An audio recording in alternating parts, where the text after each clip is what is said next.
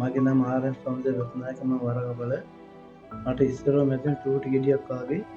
ඊට පස්සේ private base ජාති දෙපාර තුන් පාරක් අඩුවුනේ නැහැ. ඊට පස්සේ ආයේ ඒ ડોක්ටර් ඉල්ලගත්ත මම ඉස්පිරිතාලට ලියුමක් ඉල්ලගත්තා. ඒක යාළුවා ડોක්ටර් ලියුමක් දුන්නා ලියලා. ඊට පස්සේ ඉස්පිරිතාලේ නතර වුණා. ඊට ගෙඩිය ලොකුවට තිබුණා. ඊට පස්සේ ටිකක් හයිය වැඩි කියලා ඔපරේෂන් කරන්න අරගෙන ඉවරලා ආයෙ පාරක් මං එව්වා බේස් දීලා. ඊට පස්සේ ආයේ මේ සතියකට පස්සේ ගෙඩිය පුපුරලා ගියා. ඊට පස්සේ ඊළඟ මම නතර වුණා ඉස්පිරිතාලේ. ඊට නතර වුණාන් පස්සේ යාළුවා මේ අයියේ වැඩි කියලා ගෙඩිය ආයේ බේස් දීලා එව්වා ගෙදර. ගෙදර වෙලා ආයේ සතියක් ගියාට පස්සේ සන්ධ්‍යාවේ ඉන්නකොට මම මාමත් දවසේ ඔය ගෙඩිය පුපුරලා ගියා නිකම්ම.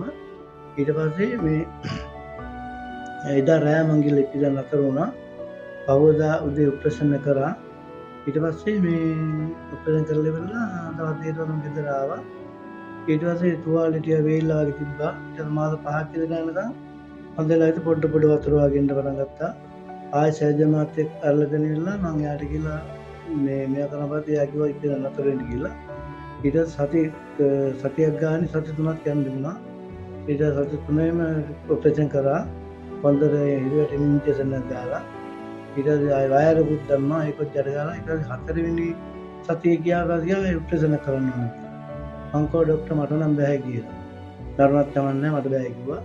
ඊට පස්සේ මේ මට අපේ වෙලා බලන මහත්තයෙක් ඉන්නවා. යක් කඩව දින්න අපේ ડોක්ටර් කෙනෙක් සිංහල වැඩ කරන මාත්‍යෙක්. එයා ගාට යන නිට්ටාරු සුව කරනවා කියලා කිව්වා. ඊට පස්සේ මං ડોක්ටර් ගාට ආවා. මට දැන් හොඳටම හොඳයි.